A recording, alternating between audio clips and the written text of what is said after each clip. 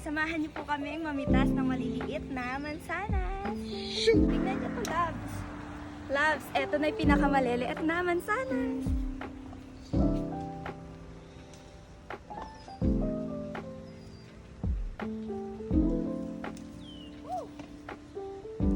Then, titikman natin.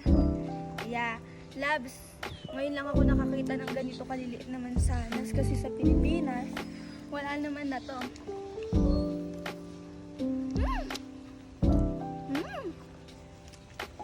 Maasim. Labs, tingnan nyo kung gaano kadaming bunga. Diba? Sobrang daming bunga. Yes.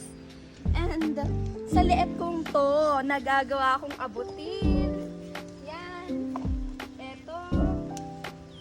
Eto na yata yung pinakamaliliit na mansanas na nakita ko. Siyempre, shoutout naman sa cameraman. Yes, shout out nga po pala sa aking husband, yung cameraman, si Joseph Torres. Okay na yun.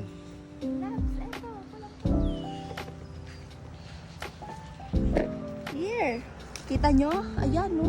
Napakaliit, sobra. At, Labs, i-update ko na lang kayo kung ano pa yung mga prutas na mas maliit pa dito. Bye!